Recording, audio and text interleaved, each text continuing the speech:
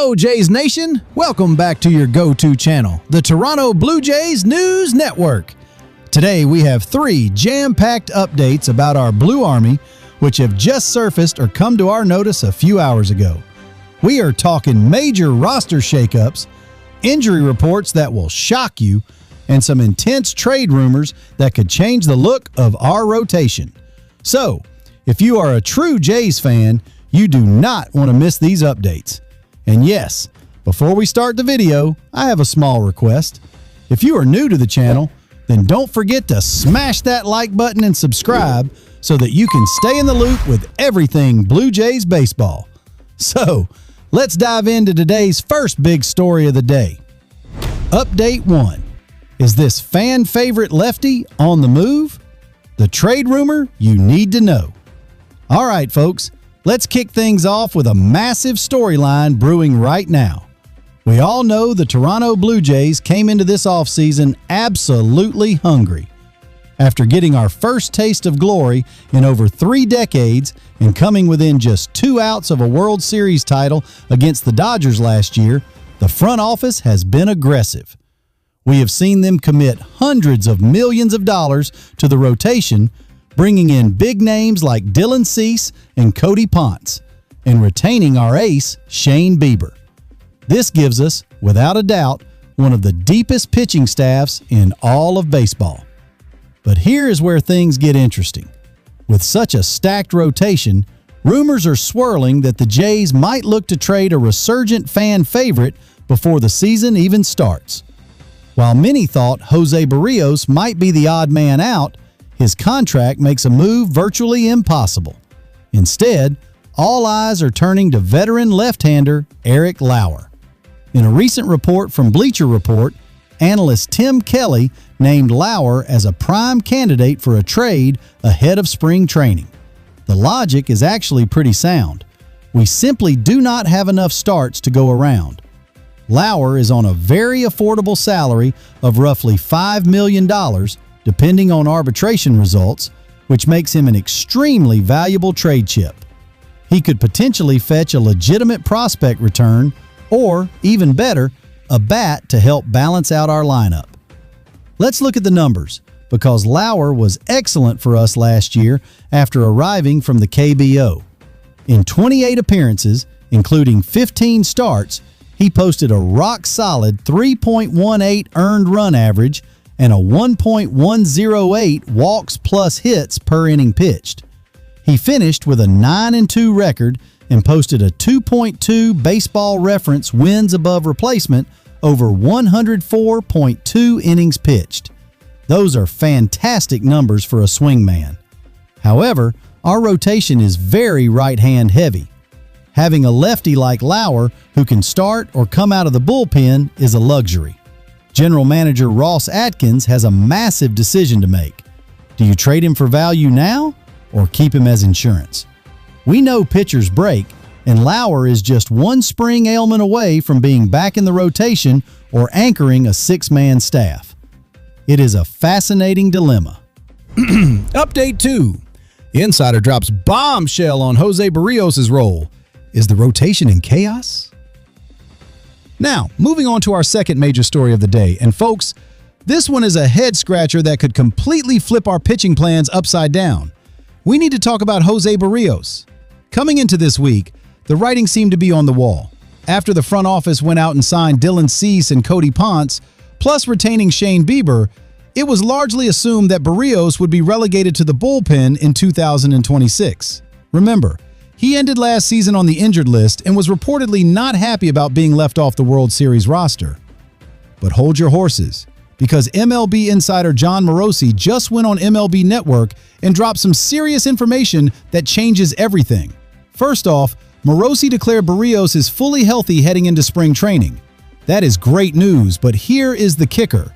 Morosi believes that with a good spring, Berríos will actually have a starting rotation spot at the outset of the season. Wait a minute. How exactly would that work? We just handed Cody Ponce a 3-year, $30 million deal. Are we really going to bump him? Or are the Blue Jays considering a 6-man rotation to keep arms fresh? Another possibility Morosi hinted at is slow playing our top prospect Trey Yesavage. The team might hold him back to manage his workload, keeping him fresh for the playoff push later in the year. This creates a massive battle in camp. Berrios is a 31-year-old veteran with a career record of 108 wins and 82 losses, and a 4.08 earned run average. He is durable and prideful. If he fights his way back into the rotation, someone expensive or talented is getting pushed out. And one final nugget on Berrios. Morosi added that he could be added to the Team Puerto Rico roster for the World Baseball Classic if they advance out of pool play. So keep an eye on that tournament. It might be our first look at whether La Máquina is truly back to form. Update 3. Devastating injury blow. Star slugger out for months, plus ace pitcher setback. Now, Jays Nation, take a deep breath because this last update is a tough pill to swallow.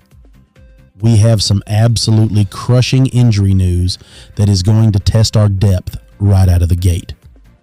We have learned that Anthony Santander is going to miss significant time. Manager John Schneider announced that our slugging outfielder is undergoing left labral surgery to address an upper body injury. The timeline is brutal. Santander will be sidelined for at least 5 to 6 months. This means he is definitively out for opening day of the 2026 Major League Baseball season and will miss a massive chunk of the year. It is a heartbreaking blow for a guy who signed that massive 5-year, $92.5 million contract just a year ago. If we are being honest, his tenure in Toronto has been plagued by bad luck. Remember, he was limited to just 54 games in the 2025 campaign due to left shoulder inflammation. When he did play, he struggled to find his rhythm, hitting just .175 with an on-base percentage of .271 and a slugging percentage of .294. He only managed 6 home runs and 18 runs batted in across 221 plate appearances. He even missed the American League Championship Series roster last year because of a back injury. We were all hoping 2026 would be his redemption year, but now we have to wait until mid-season at the earliest. And folks, it unfortunately does not end there. In a when it rains it pours situation, Schneider also revealed that right-hander Bowden Francis will be going under the knife for ulnar collateral ligament reconstruction. That means Francis is done for the entire year. To make matters even more concerning, our ace, former Cy Young Award winner Shane Bieber, who we mentioned earlier was a key retention for this staff, is dealing with forearm fatigue. This is delaying his progress. While we hope it is minor, anytime you hear forearm with a pitcher, it is cause for concern. So the depth we bragged about in the first update, it is being tested immediately. All right, Jays Nation, that is a lot to digest.